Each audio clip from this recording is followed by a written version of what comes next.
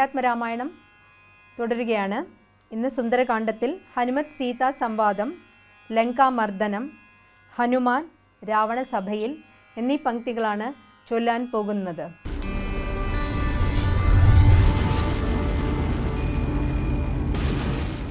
ഭഗവദനുചരരിൽ അഹമഗ്രേസരൻ മമ ഭാഗ്യമഹോ മമ ഭാഗ്യം നമോസ്തുതേ.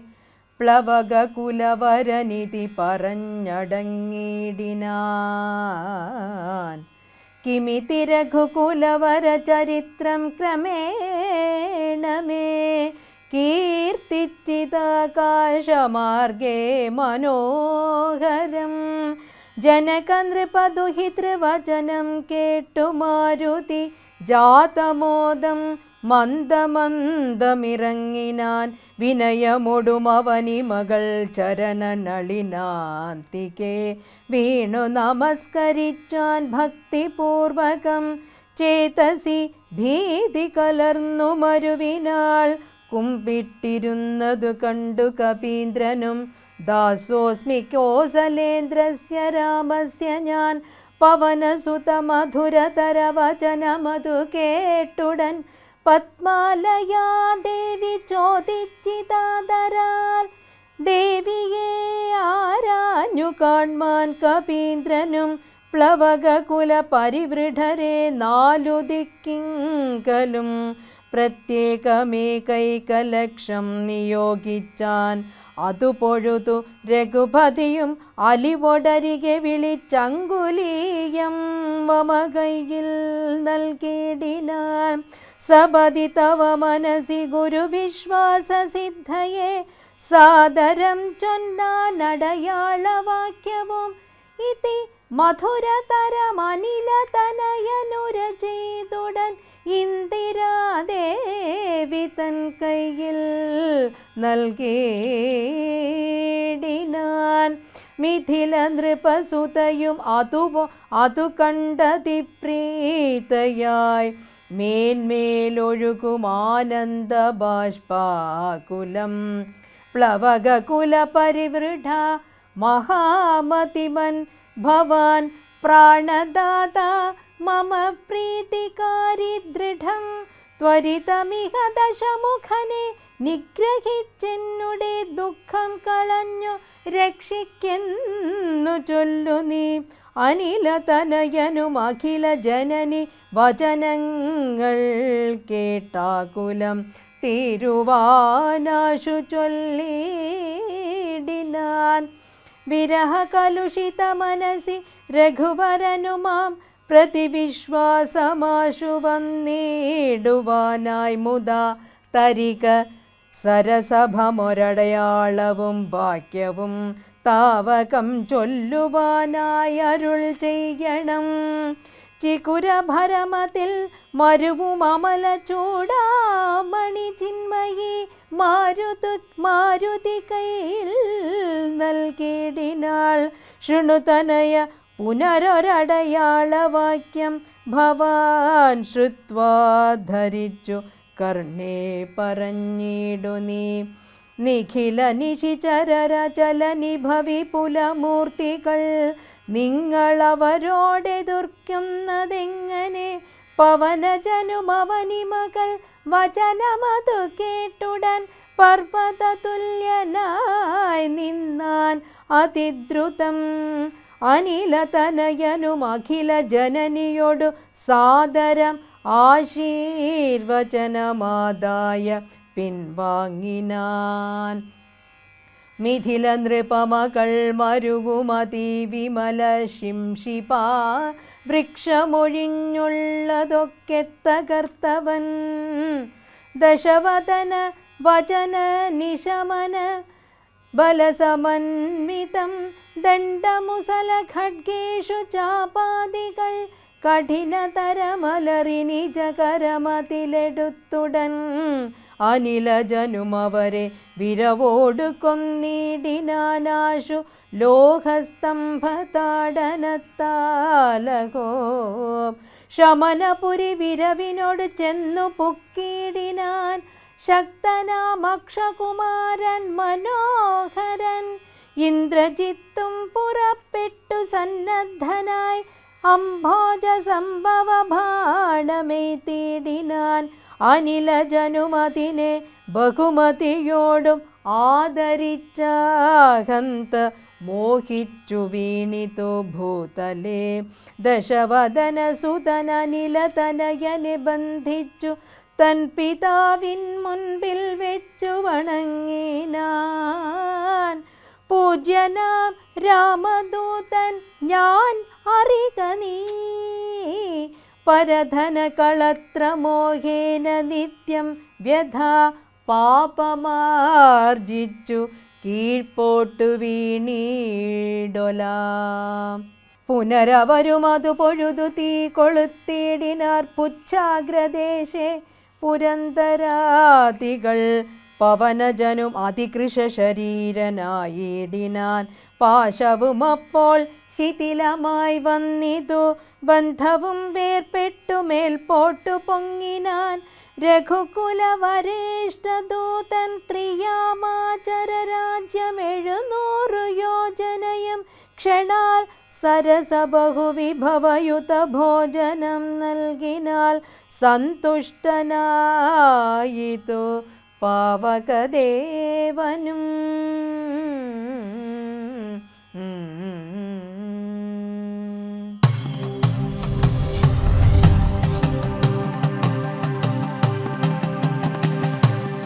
പ്രിയ സജ്ജനങ്ങൾക്ക് ഏവർക്കും രാമായണ മാസത്തിലേക്ക് സ്വാഗതം. ശ്രീരാമചന്ദ്രൻ വിജയിക്കട്ടെ. നമ്മൾ കിഷ്കിന്ധാകാന്ഡത്തെക്കുറിച്ചാണ് ചിന്തിച്ചുകൊണ്ടിരിക്കുന്നത്. ബാലി സുഗ്രീവ യുദ്ധം. രാമൻ ഒരു ഭാഗത്ത് ഒളിഞ്ഞിരിക്കുന്നു, ലക്ഷ്മണനും കൂടെയുണ്ട്. ബാലിയും സുഗ്രീവനും തമ്മിൽ യുദ്ധം ആരംഭിച്ചു. അതിഭയങ്കരമായ യുദ്ധം, ഒരുപാട് സമയം നീണ്ടുന്ന യുദ്ധത്തിലൊടുവിൽ ഇതാ സുഗ്രീവൻ മരിക്കാൻ പോകുന്നു ബാലിയുടെ തല്ലുകൊണ്ട് എന്ന് ബോധ്യം വന്നപ്പോൾ രാമൻ ബാണമയക്കുന്നു. അത് ബാലിയുടെ ഇടനെഞ്ചിൽ തറയ്ക്കുന്നു. ബാലി തിരിഞ്ഞു നോക്കുമ്പോൾ രാമനെ കാണുന്നു. എന്നിട്ട് താഴേക്ക് പതിക്കുന്ന ബാലി രാമനോട് ചോദിക്കുന്നു, രാമ, ഇത് ശരിയാണോ? ധർമ്മത്തിൻ്റെ പ്രതീകമെന്നൊക്കെ വിശേഷിപ്പിക്കപ്പെടുന്ന സത്യത്തിൻ്റെയും ധർമ്മത്തിൻ്റെയും കൂടെ എന്നും ഉണ്ടാകുമെന്ന് ലോകം പറയുന്ന താങ്കൾ ജ്യേഷ്ഠനും അനുജനും തമ്മിലടിക്കുമ്പോൾ ജ്യേഷ്ഠനെ പിറകിൽ നിന്നും അമ്പെയ്ത് കൊല്ലാൻ പോയത് ശരിയാണോ? ഇത് ചോദ്യം പുതിയതല്ല. ഈ ചോദ്യങ്ങളെല്ലാം തന്നെ ആയിരക്കണക്കിന് കൊല്ലം മുമ്പ് ചോദ്യങ്ങൾ ആരോടാണോ ചോദിക്കേണ്ടത്, ബാലി രാമനോട് തന്നെ ചോദിച്ച ചോദ്യമാണ്. നമ്മുടെ നാട്ടിലെ പുതിയ സാഹിത്യകാരന്മാർ ഇതൊക്കെ ഒരു വലിയ ചോദ്യം, ഞങ്ങളുടെ ഭാഗത്തുനിന്നുണ്ടാകുന്ന ചോദ്യമാണ് എന്നൊക്കെ പറഞ്ഞ് ചോദിക്കുന്നുണ്ട്. പക്ഷേ ആലോചിച്ച് നോക്കുക, ഹിന്ദുവിൽ എല്ലാ ചോദ്യങ്ങൾക്കും സ്ഥാനമുണ്ട്. അതുകൊണ്ടാണ് യോഗവാസിഷ്ഠത്തിൽ വാൽമീകി മഹർഷി പറയുന്നത് ഒരു ഹിന്ദു ആരായിരിക്കണം? ആ ജ്ഞാനതലത്തിലാണ് പറയുന്നത്. യുക്തിയുക്തമുപാദേയം വചനം ബാലകാതപി. യുക്തിയുക്തമായത് പിഞ്ചുകുട്ടി പറഞ്ഞാൽ പോലും സ്വീകരിക്കുന്നവൻ. അന്യതൃണമിവ ത്യാജ്യം. യുക്തിരഹിതമായത് തൃണം പുല്ലുപോലെ വലിച്ചെറിയുന്നവൻ. അപ്യുക്തം പത്മജന്മനാം. സാക്ഷാൽ ബ്രഹ്മാവെന്ന് പറഞ്ഞാൽ പോലും യുക്തിക്ക് ചേരാത്തത് സ്വീകരിക്കരുത്. ഇത് പറയാൻ മറ്റേത് മതഗ്രന്ഥത്തിനാണ് ധൈര്യമുള്ളത്? നമ്മൾ പറയാറുണ്ട്, ഇതം ഗീതാശാസ്ത്രം സമസ്ത വേദാർത്ഥ സാരസംഗ്രഹഭൂതം. എല്ലാ വേദങ്ങളുടെയും സാരസംഗ്രഹമാണ് ഭഗവത്ഗീത എന്ന് പറയുമ്പോൾ ഭഗവത്ഗീതയിൽ 18 അധ്യായമുണ്ട്, 700 ശ്ലോകങ്ങളുണ്ട്. ഇതിൽ 18ാമത്തെ അധ്യായമായ മോക്ഷ സന്യാസ യോഗത്തിലെ 63ാമത്തെ ശ്ലോകമാണ് ഹിന്ദുക്കളായ നമ്മളെ സംബന്ധിച്ച് അഭിമാനമുള്ളൊരു ശ്ലോകം. ഇതിതേ ജ്ഞാനമാഖ്യാതം ഗുഹ്യാത് ഗുഹ്യതരം മയാ വിമർശതൈദശേഷേണ യഥേച്ഛസി തഥാ കുരു. ഭഗവാൻ അർജുനോട് പറയാണ്, കർമ്മക്ഷേത്രമായ കുരുക്ഷേത്രത്തിൽ ഗാണ്ഡീവം താഴെ വെച്ച് യുദ്ധത്തിൽ നിന്ന് പ്രഖ്യാപിച്ച ഒരു കമാൻഡർ ഇൻ ചീഫ്, യുദ്ധഭൂമിയിൽ നിന്നും ഒളിച്ചോടാൻ പരിശ്രമിച്ച ഒരു സൈനിക തലവൻ, ആ അർജുനെ കർമ്മ നിപുണനാക്കിയ ഭഗവാൻ ഒടുവിൽ കൊടുക്കുന്ന സ്വാതന്ത്ര്യമാണ്, അല്ലയോ അർജുന, നീ ഇതുവരെ കേട്ടിട്ടില്ലാത്ത അറിഞ്ഞിട്ടില്ലാത്ത അതീവ ഗുഹ്യങ്ങളായ എല്ലാ ചിന്തകളെയും തത്വങ്ങളെയും ഞാൻ നിനക്ക് പറഞ്ഞു തന്നു കഴിഞ്ഞു. പക്ഷേ വിമർശതൈദശേഷേണ ഭഗവാൻ ശ്രീകൃഷ്ണൻ പറഞ്ഞു എന്നതുകൊണ്ട് മാത്രം നീ ഇതിനെ കണ്ണടച്ച് സ്വീകരിക്കരുത്, വിശ്വസിക്കരുത്. വിമർശന ബുദ്ധിയോടുകൂടി കാര്യങ്ങളെ പഠിക്കണം, ശരിയെ സ്വീകരിക്കൂ. തെറ്റിനെ തള്ളിക്കളയൂ. അപ്പം അതുകൊണ്ട് തന്നെ ബ്രഹ്മാവ് പറഞ്ഞാലും ബുദ്ധിക്കും യുക്തിക്കും ചേരാത്തത് സ്വീകരിക്കരുത് എന്ന് പറയുമ്പോൾ മതഗ്രന്ഥം പറയുന്നത് ചോദ്യം ചെയ്യാതെ വിശ്വസിക്കുവിനെന്നാണ്. ചോദ്യം ചെയ്ത് വിശ്വസിക്കുവാൻ ഹിന്ദുധർമ്മം പറയുമ്പോൾ മതം പറയുന്നു ചോദ്യം ചെയ്യാതെ വിശ്വസിക്കുവിൻ. നമ്മുടെ ഹിന്ദുധർമ്മത്തിൽ ഈശ്വരവിശ്വാസിയായ വാൽമീകിയെ നമ്മൾ മഹർഷിയായിട്ടാണ് പറയുന്നത്. ആയുർവേദം എന്ന ശാസ്ത്രഗ്രന്ഥം എഴുതിയ ചരകൻ നമുക്ക് മഹർഷിയാണ്. കാമശാസ്ത്രം എഴുതിയ വാത്സ്യായൻ മഹർഷിയാണ്. നിരീശ്വരവാദിയായ ചാർവാകനും മഹർഷിയാണ്. ദൈവമുണ്ട് എന്ന് പറഞ്ഞ ആളും ദൈവമില്ല എന്ന് പറഞ്ഞ ആളെയും മഹർഷിയായി കണ്ടുകരുതി ആരാധിക്കുന്ന മഹത്തായ ഒരു സംസ്കാരത്തിൻ്റെ ഉടമകളാണ്. അതുകൊണ്ട് ബാലിയുടെ ചോദ്യം പുതിയ ചോദ്യമല്ല. ഈ ചോദ്യം ത്രേതായുഗത്തിൽ രാമൻ്റെ മുഖത്ത് നോക്കി ബാലി ചോദിച്ചിട്ടുണ്ട്. രാമ, താങ്കൾ ഇത് ചെയ്യാൻ പാടുണ്ടോ? ഇത് താങ്കൾക്ക് ചേരുമോ? മറഞ്ഞു നിന്ന് അമ്പെയ്ത് കൊല്ലുന്നത് രാജനീതിയാണോ? അത് താങ്കളുടെ രഘുവംശത്തിനും സൂര്യവംശത്തിനും ചേർന്നതാണോ എന്ന് രാമൻ്റെ മുഖത്ത് നോക്കി ചോദിച്ച അതേ ബാലി രാമൻ്റെ മടിയിൽ കിടന്ന് രാമനോട് മാപ്പ് പറഞ്ഞ് മരിക്കുന്നുവെങ്കിൽ അതിനിടയിൽ എന്താ സംഭവിച്ചത്? ബാലിയുടെ തലയിൽ തലോടിക്കൊണ്ട് രാമൻ പറയുന്നു, ബാലി, നീ എന്തിനാണ് മരണപ്പെടുന്നത്? നിന്നെ എന്തിനാണ് ഞാൻ അമ്പെയ്തത്? ഒന്ന്, നീ നിന്റെ അനുജൻ്റെ വാക്കുകളെ വിശ്വസിച്ചില്ല. നീ നിന്റെ അനുജനെ അറിയുവാൻ പരിശ്രമിച്ചില്ല. നീ നിന്റെ അനുജനെ തല്ലിയോടിച്ചു. ഇതിനൊന്നും മരണാർഹമായ ശിക്ഷ നിനക്കില്ല. പക്ഷേ അനുജൻ്റെ ഭാര്യയെ, അച്ഛനെപ്പോലെ ആ പെൺകുട്ടിയെ സംരക്ഷിക്കേണ്ട, സ്ത്രീയെ സംരക്ഷിക്കേണ്ട നീ അനുജനില്ലാത്ത സമയം നോക്കി അനുജനെ തല്ലി ഓടിച്ച് നീ എന്തു ചെയ്തു? അനുജൻ്റെ ഭാര്യയെ ബലാത്കാരേണ പ്രാപിച്ചു. അവളെ നീ നിർബന്ധത്തോടുകൂടി കല്യാണം കഴിച്ചു. തൻ്റെ ഭർത്താവ് മരിച്ചിട്ടില്ല, സുഗ്രീവൻ മരിച്ചിട്ടില്ല. സുഗ്രീവൻ ജീവരക്ഷാർത്ഥം ഋഷ്യമൂകാചലത്തിൽ ഉണ്ട് എന്ന് അവരുടെ ഭാര്യയ്ക്ക് അറിയാമായിരുന്നു, സുഗ്രീവൻ്റെ ഭാര്യയ്ക്ക് അറിയാമായിരുന്നു. അങ്ങനെ ഭർത്താവ് ജീവരക്ഷാർത്ഥം ഒരു മലയുടെ മുകളിൽ താമസിക്കുമ്പോൾ ഭാര്യയ്ക്ക് സ്വൈരമില്ലാതെ അവിടെ കഴിയുമ്പോൾ നീ അവളെ സംരക്ഷിക്കണമായിരുന്നു. നിന്നോട് തെറ്റ് ചെയ്തു എന്ന് പറയുന്നത് സുഗ്രീവൻ മാത്രമാണ്. സുഗ്രീവൻ്റെ ഭാര്യ നിന്നോട് ഒരു തെറ്റും ചെയ്തിട്ടില്ല. പക്ഷെ നീ സുഗ്രീവനുള്ള വെറുപ്പ് കൊണ്ട് നീ സുഗ്രീവൻ്റെ ഭാര്യയെ തന്നെ പ്രാപിച്ചു. അനുജൻ്റെ ഭാര്യയെ ബലാത്കാരേണ പ്രാപിക്കുന്നതും വിവാഹം കഴിക്കുന്നതും മരണശിക്ഷയാണ്. ജ്യേഷ്ഠൻ്റെ ഭാര്യ ജ്യേഷ്ഠത്തി അമ്മയാകുന്നു. എന്തുകൊണ്ടാണ് ഈ ഒരു സങ്കല്പം വന്നത്? നമ്മുടെ നാട്ടിൽ ഹിന്ദു കുടുംബങ്ങളിലാണ് ഈ ജ്യേഷ്ഠത്തി അമ്മ എന്നൊരു സങ്കല്പം ഉണ്ടാകുന്നത്. കാരണം മുമ്പ് നമ്മുടെ കുടുംബങ്ങളിൽ ധാരാളം ആൺകുട്ടികൾ, അതായത് മക്കളുണ്ടാകുമായിരുന്നു. ആൺകുട്ടികളും പെൺകുട്ടികളും മക്കളുണ്ടാകുമായിരുന്നു. ഇപ്പോൾ ഒരു കുടുംബത്തിൽ 5 ആൺമക്കളുണ്ടെങ്കിൽ ഇവർ തമ്മിൽ പ്രായവ്യത്യാസം 1-2 പ്രായത്തിൻ്റെ വ്യത്യാസം ഉണ്ടാവുക. അപ്പം മൂത്തവൻ കല്യാണം കഴിക്കുന്നു 30ാമത്തെ വയസ്സിൽ അല്ലെങ്കിൽ 25ാമത്തെ വയസ്സിലെങ്കിൽ ഏറ്റവും അനുജൻ്റെ പ്രായം 20 വയസ്സായിരിക്കും. അപ്പോൾ ഒരു പറ്റം യുവാക്കളുള്ള ഒരു വീട്ടിലേക്ക് ഒരു സ്ത്രീ കടന്നു വരുമ്പോൾ അത് ജ്യേഷ്ഠൻ്റെ ഭാര്യ ജ്യേഷ്ഠത്തി അമ്മയാണ് വരുന്നത് എന്ന ഭാവമില്ലെങ്കിൽ ഈ സ്ത്രീയെ യുവതിയായിട്ട് കാണുമ്പോൾ അത് ആ കുടുംബത്തിൽ പ്രശ്നങ്ങളുണ്ടാവും. അപ്പോൾ ഇത്തരം ഭാവങ്ങളെ വളർത്തിയെടുക്കുകയാണ് ചെയ്യുന്നത്, സങ്കല്പങ്ങളെ വളർത്തിയെടുക്കുകയാണ് ചെയ്യുന്നത്. പുഴയിൽ മൂത്രമൊഴിച്ച കുട്ടിയെ മുത്തശ്ശി പിറകിൽ നിന്നും തല്ലി. കോടിക്കണക്കിന് ലിറ്റർ വെള്ളമൊഴുകുന്ന പുഴയിൽ ഒരു കുട്ടി മൂത്രമൊഴിച്ചിട്ട് സുനാമി തിരമാലയൊന്നും വരുന്നത് കൊണ്ടല്ല, മറിച്ച് പുഴ മൂത്രമൊഴിക്കുവാനുള്ളതല്ല എന്ന ആ കുട്ടിയെ പഠിപ്പിച്ചു. ഇന്ന് മൂത്രമൊഴിച്ചവൻ നാളെ മറ്റു പലതിനും വേണ്ടിയിട്ടും ഈ പുഴയെ ഉപയോഗിക്കും. അതുകൊണ്ട് പുഴകൾ മലിനമാകാതിരിക്കുവാൻ പുഴയെ അമ്മയായി കണ്ട്, പുഴയെ രാഷ്ട്രമായി കണ്ടു. നോക്കൂ, ഈ ഭാരതത്തിൻ്റെ പേര് പുഴയ്ക്കിട്ടവരാണ് നമ്മൾ. ഭാരതപ്പുഴ കേരളത്തിൽ മാത്രമാണുള്ളത്.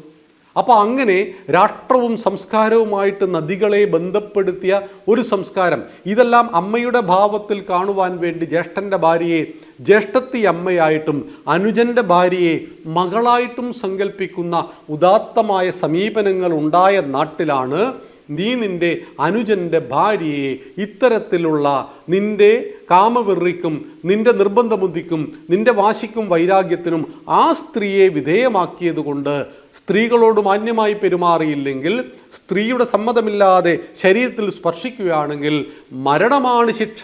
അയോധ്യയിലെ രാജനീതി അതാണ്. അതുകൊണ്ടാണ് നിനക്ക് മരണത്തെ വിധിച്ചിരിക്കുന്നത് എന്ന് പറഞ്ഞപ്പോൾ തെറ്റും കുറ്റവും കുറവും ബോധ്യപ്പെട്ട ബാലി രാമൻ്റെ പാദങ്ങളിൽ തൊട്ട് നമസ്കരിച്ച് മാപ്പ് പറഞ്ഞുകൊണ്ട് മരണത്തിന് കീഴടങ്ങുന്നതിന് മുമ്പ് തൻ്റെ കഴുത്തിലുണ്ടായിരുന്ന വിശിഷ്ടമായ വൈഡൂര്യം മാല ഊരിയിട്ട് സുഗ്രീവൻ്റെ കഴുത്തിൽ ധരിപ്പിച്ച് മകനായ അംഗദനെ അടുത്തേക്ക് വിളിച്ചിട്ട് പറയുന്നുണ്ട്, ഇനി മുതൽ രാജാവ് ഇളയച്ചനായിരിക്കും, അനുസരിച്ച് ജീവിച്ചു കൊള്ളണമെന്ന ഉപദേശം മകന് നൽകിയിട്ട് അനുജനെ രാജാവായി വാഴിച്ചിട്ടാണ് മരിച്ചു വീഴുന്നത് ബാലി എന്ന് പറയുമ്പോൾ തനിക്ക് പറ്റിയ തെറ്റുകൾ ഓരോന്നും തിരുത്തിയിട്ടാണ് ബാലി ഈ ലോകത്തോട് വിട പറയുന്നത്. അങ്ങനെ തിരുത്തുവാനുള്ള പ്രേരണാ സ്രോതസ് രാമനായിരുന്നു. ആ രാമൻ അങ്ങനെ ചെയ്യാൻ പാടുണ്ടോ എന്ന് ചോദിച്ചാൽ, നേരിട്ട് രാമൻ ബാലിയോട് ഫൈറ്റ് ചെയ്താൽ ആദ്യത്തെ ബാണം രാമൻ അയക്കുമ്പോൾ രാമൻ്റെ പാതി ശക്തി ബാലിക്ക് പോകും. രണ്ടാമത്തെ ബാണത്തോടുകൂടി രാമൻ്റെ പൂർണ്ണശക്തിയും ബാലിക്ക് പോകും. ഒരൊറ്റടിക്ക് രാമനെ ബാലി കൊന്നുകളയും. ഇത് യുക്തിഭദ്രമല്ല. എന്തായാലും മരണമർഹിക്കുന്ന അധർമാചാരിയായ ഒരാളായിട്ട് ബാലിയെ കണക്കാക്കുമ്പോൾ രാമൻ്റെ കൈകൊണ്ട് മരിക്കുവാനുള്ള ഭാഗ്യം സിദ്ധിച്ച ബാലി തൻ്റെ തെറ്റുകുറ്റങ്ങളും കുറവുകളും മരണസമയത്ത് മനസ്സിലാക്കി തനിക്ക് ഒന്ന് പ്രായശ്ചിത്ത കർമ്മത്തിലൂടെ ശുദ്ധീകരണ പ്രക്രിയ നടത്തിയതാണ് ബാലിയുടെ ഏറ്റവും വലിയ സവിശേഷത എന്ന് നാം മനസ്സിലാക്കണം. ആ ബാലിയുടെ മരണത്തിനു ശേഷം സുഗ്രീവൻ രാജാവായി. പക്ഷെ സുഗ്രീവൻ ബാലിയുടെ ഭാര്യയെ കല്യാണം കഴിച്ചു. താരെ ഇതെങ്ങനെ ന്യായീകരിക്കാൻ കഴിയും? നോക്കൂ, വാനര സമൂഹത്തിലാണ് ഈ പ്രോബ്ലം ഒക്കെ ഉണ്ടാകുന്നത്. അതുകൊണ്ട് നമ്മൾ എവിടെയും സുഗ്രീവനും ബാലിക്കും വേണ്ടി നമ്മൾ അമ്പലങ്ങൾ ഉണ്ടാക്കിയിട്ടില്ല. കുറ്റങ്ങളും കുറവുകളും പോരായ്മകളുമുള്ള സുഗ്രീവന്മാരും ബാലിമാരും അനേകമുണ്ട്. രാമായണത്തിലും മഹാഭാരതത്തിൽ 1000 കഥാപാത്രങ്ങളുണ്ട്. നേരത്തെ പറഞ്ഞതുപോലെ മഹാബലിക്ക് നമ്മൾ അമ്പലം ഉണ്ടാക്കിയിട്ടില്ല, വാമനാണ് അമ്പലം ഉണ്ടാക്കിയിരിക്കുന്നത്. ഇവിടെയാണ് ജ്യേഷ്ഠൻ്റെ ഭാര്യയെ കല്യാണം കഴിക്കാൻ പാടില്ലെന്നറിയാവാഞ്ഞിട്ടും ഒട്ടും സ്റ്റാൻഡേർഡ് ആയിരുന്നില്ല ആരും സുഗ്രീവനും. പക്ഷേ അത് പൂർണ്ണ സമ്മതത്തോടു കൂടിയാണ് താരയെ കല്യാണം കഴിക്കുന്നത് എന്നുകൂടി നാം മനസ്സിലാക്കണം. ബാലി രുക്മയെ കല്യാണം കഴിച്ചത് ബലാത്കാരയാണെങ്കിൽ ഭർത്താവിൻ്റെ മരണശേഷം പരിപൂർണ സമ്മതത്തോടു കൂടി സുഗ്രീവൻ കല്യാണം കഴിക്കുകയാണ് താരയെ. ഇത് രണ്ടും വ്യത്യസ്തമാണ്. സ്ത്രീയുടെ സമ്മതമില്ലാതെ സ്പർശിക്കുന്നതും സമ്മതത്തോടു കൂടി ജീവിതത്തിൽ കൊണ്ടുവരുന്നതും എന്നറിയുക. പിന്നീട് നടന്ന സംഭവങ്ങൾ നമുക്ക് നാളെ വിശദീകരിക്കാം. ശ്രീരാമചന്ദ്രൻ വിജയിക്കട്ടെ. നന്ദി, നമസ്കാരം.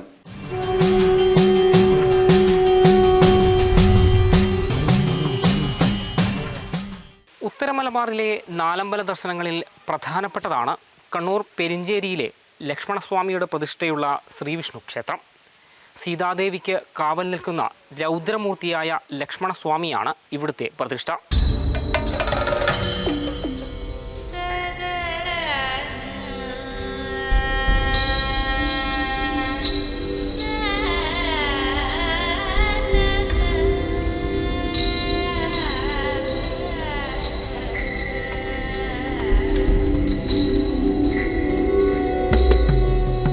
ആയിരത്തിലേറെ വർഷത്തെ പഴക്കമാണ് പെരിഞ്ചേരി ശ്രീവിഷ്ണു ക്ഷേത്രത്തിനുള്ളത്. മഹാവിഷ്ണുവിൻ്റെ ലക്ഷ്മണ സങ്കല്പത്തിലുള്ള പ്രതിഷ്ഠയാണ് ഇവിടെ. ത്രേതായുഗത്തിൽ ശ്രീരാമ ലക്ഷ്മണന്മാരുടെ വനവാസകാലത്ത് ഇവിടെ എത്തിയിരുന്നുവെന്നാണ് ഐതിഹ്യം. പെരിഞ്ചേരി എന്നാൽ കോട്ടയം രാജസ്വരൂപം ആദിത്യമരുളിയ തളിപ്പറമ്പ് എന്ന പെരിഞ്ചല്ലൂർ ഗ്രാമത്തിൽ നിന്ന് ബ്രാഹ്മണരെ കുടിയിരുത്തിയ സ്ഥലമെന്നാണ് പറയപ്പെടുന്നത്. പെരിഞ്ചല്ലൂർ ലോപിച്ച് പെരുമയുള്ള ചേരി അഥവാ പെരിഞ്ചേരിയായി രൂപാന്തരം പ്രാപിക്കപ്പെട്ടു എന്നാണ് പ്രചരിക്കുന്ന കഥ. ഹരേ രാമ രാമ രാമ ഹരേ ഹരേ, ഹരേ കൃഷ്ണ കൃഷ്ണ കൃഷ്ണ ഹരേ ഹരേ. ത്യക്ത്വാ സുദുസ്ത്യജസുരേപ്സിതരാജ്യലക്ഷ്മീം ധർമ്മിഷ്ഠ ആര്യവചസാ യദഗാദരണ്യം മായാമൃഗം ദൈതയേപ്സിതമന്വധാവൽ വന്ദേ മഹാപുരുഷത്തെ ചരണാരവിന്ദം. ഈ കലിയുഗത്തിൽ പ്രധാനപ്പെട്ടിട്ട് 2 മൂർത്തികളെ ആരാധിക്കാനാണ് ഈ ഭാഗവതത്തിലെ ഏകാദശസ്കന്ധത്തിലൊക്കെ പറയണത്. അതിൽ ശ്രീരാമനെ വന്ദിക്കുന്നൊരു ശ്ലോകമാണിപ്പം ചൊല്ലിയത്. അത് രസം എന്താ വെച്ചാൽ ഏറ്റവും വിഷമം പിടിച്ചൊരു സംഗതിയാണ്, നമുക്ക് ഉപേക്ഷിക്കാൻ വിഷമമുള്ളതാണ് അധികാരസ്ഥാനം. അങ്ങനെയുള്ള അധികാരസ്ഥാനം അയോധ്യയുടെ ചക്രവർത്തി പദം വാസ്തവത്തിൽ ഇന്ദ്രാദികൾ വരെ ആഗ്രഹിച്ചതായിരുന്നു അത്രേ. അങ്ങനെയുള്ള ആ പദത്തെ അച്ഛൻ പറഞ്ഞിട്ടില്ല, അച്ഛൻ്റെ ഇംഗിതമനുസരിച്ചിട്ട് രാമൻ ത്യജിക്കുക ചെയ്തത്. പക്ഷേ നമ്മൾ പ്രത്യക്ഷത്തിൽ ഒരു ത്യാഗമാണെന്ന് തോന്നുന്നുണ്ടെങ്കിലും അച്ഛൻ്റെ ആഗ്രഹപ്രകാരം ചെയ്ത ഒരു പ്രവൃത്തി, നമ്മൾ സാധാരണ പറയുക അമ്മ, അച്ഛൻ, ഗുരുനാഥൻ ഇവരാണ് ദൈവം എന്നാണ് ആദ്യം പറയാം, പ്രിഫറൻസ് അവർക്കാണ്. അപ്പോൾ അങ്ങനെയുള്ള അച്ഛൻ്റെ ഇംഗിതത്തിനനുസരിച്ചിട്ട് രാജ്യപദം ഉപേക്ഷിച്ച ശ്രീരാമൻ വാസ്തവത്തിൽ ലോകവിജയായി വരുന്ന ഒരു കഥയായിട്ടാണ് രാമായണം മാറുന്നത്. അപ്പം സാധാരണ എന്താ പറയുക, നമ്മൾ പ്രത്യക്ഷമായിട്ട് ഗുരുനാഥന്മാരൊക്കെ പറയുന്നത് പെട്ടെന്ന് നമുക്ക് തോന്നുമ്പം അത് കേൾക്കുമ്പോൾ ഒരു സുഖമല്ലെങ്കിലും ആത്യന്തികമായ സുഖത്തിന് അത് വളരെ ഉപകാരമുണ്ടാവും, അങ്ങനെയുള്ള ഗുരുനാഥന്മാരുടെ വാക്ക്. അപ്പോൾ അങ്ങനെയുള്ള ആ ഗുരു പരമ്പരയെ ഒരു വന്ദിച്ചുകൊണ്ട് മുന്നേറുന്ന ഒരു സങ്കല്പമാണ് നമുക്ക് ഉള്ളത്. അതും എങ്ങനെയാണ് ധാർമ്മികമായ മൂല്യങ്ങളെ ഉയർത്തിപ്പിടിച്ചിട്ട്. മാരീചനെ തേടിപ്പോയ ശ്രീരാമന്റെ പ്രതിഷ്ഠ നീർവേലിയിലും സീതയ്ക്ക് കാവൽ നിൽക്കുന്ന രൗദ്രമൂർത്തിയായ ലക്ഷ്മണൻ പെരിഞ്ചേരിയിലുമാണെന്നാണ് കരുതപ്പെടുന്നത്. സീതയുടെ സങ്കല്പമായി കുളത്തും വാതുക്കൽ ശ്രീ ഭഗവതി കോട്ടവും അറിയപ്പെടുന്നു. കിഴക്കോട്ട് ദർശനമായ വിഷ്ണു പ്രതിഷ്ഠയാണ് പെരിഞ്ചേരി ക്ഷേത്രത്തിൻ്റെ പ്രത്യേകത. ഉപപ്രതിഷ്ഠകളായി ഗണപതിയും നാഗങ്ങളും ഭൂതത്താറുമുണ്ട്. പെരിഞ്ചേരി ക്ഷേത്രത്തിലെത്തുന്ന ആരെയും ആകർഷിക്കുന്നതാണ് ചെങ്കല്ലുകൾ കൊണ്ട് പടവുകൾ കെട്ടിയൊതുക്കിയ അതിവിശാലമായ ക്ഷേത്രക്കുളം. വയലിന് സമീപം 55 സെന്റ് സ്ഥലത്ത് സ്ഥിതി ചെയ്യുന്ന ഈ ക്ഷേത്രക്കുളം ആരുടെയും മനം കവരും.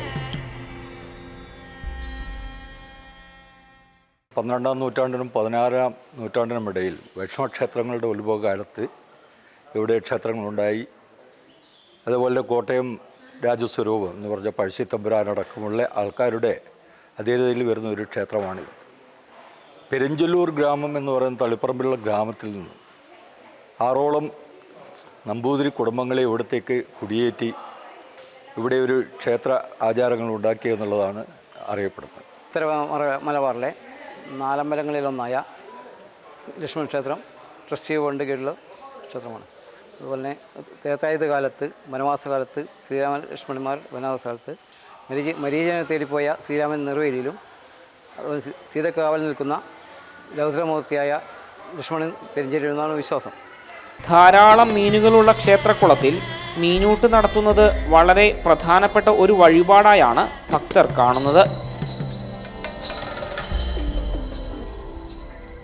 ചതുർബാഹു സമർപ്പണം, നെയ്വിളക്ക്, ഭാഗ്യസൂക്തം, വിദ്യാഗോപാലം, മഞ്ഞപ്പട്ട്, അലങ്കാരപൂജ, ഐക്യമത്യ സൂക്തം, നക്ഷത്രപൂജ എന്നിവയാണ് ഇവിടുത്തെ പ്രധാന വഴിപാടുകൾ. രാമായണ മാസത്തോടനുബന്ധിച്ച് നാലമ്പല ദർശനത്തിനായി സംസ്ഥാനത്തിൻ്റെ വിവിധ ഭാഗങ്ങളിൽ നിന്ന് ആയിരക്കണക്കിന് ഭക്തരാണ് ദിവസവും ഇവിടേക്ക് എത്തുന്നത്. മടക്കം ഭഗവാനെ കണ്ടു തൊഴുത് വഴിപാടുകൾ അർപ്പിച്ച് മനസ്സ് നിറഞ്ഞാണ്.